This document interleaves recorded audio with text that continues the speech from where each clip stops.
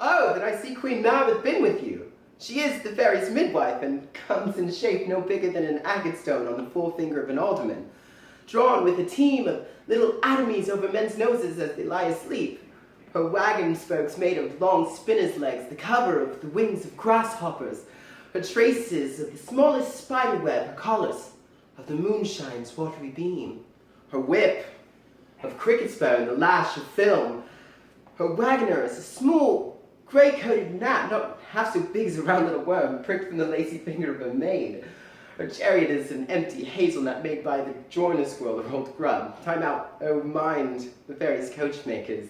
And in this state she gallops night by night through lovers' brains, and they dream of love, or courtiers' knees that dream on courtesies straight, or lawyers' fingers who straight dream on fees, or ladies' lips who straight on kisses dream, which oft the angry mad with blisters plagues, because their breasts with sweet meats tainted are.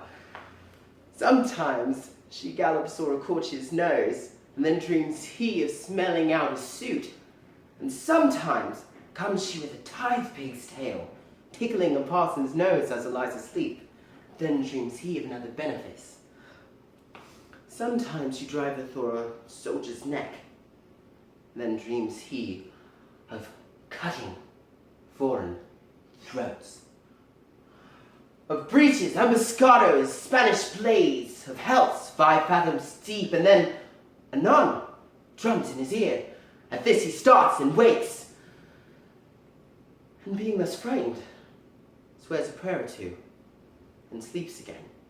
This is that very mab that plats the manes of horses in the night, and bakes the elf-locks and foul sluttish hairs, which, once untangled, much misfortune bows. This is the hag, when maids lie on their backs, presses them, and learns them first to bear, making them women of good carriage. This is she.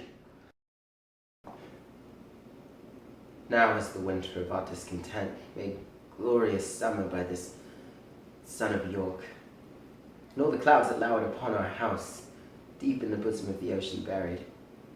Now are our brows bound with victorious wreaths, our bruised arms hung up for monuments, our stern alarms changed to merry meetings, dreadful marches to delightful measures. Grim-visaged war hath smoothed his wrinkled front. Now, instead of mounting barbed steeds to fright the souls of fearful adversaries, he capers nimbly in a lady's chamber, to the lascivious pleasing of a lute. But I, that am not shaped for sportive tricks, nor made to court an amorous looking-glass, I, that am rudely stamped, and want love's majesty to strut before a wanton ambling nymph, I, that am curtailed of this fair proportion, cheated of feature by dissembling nature,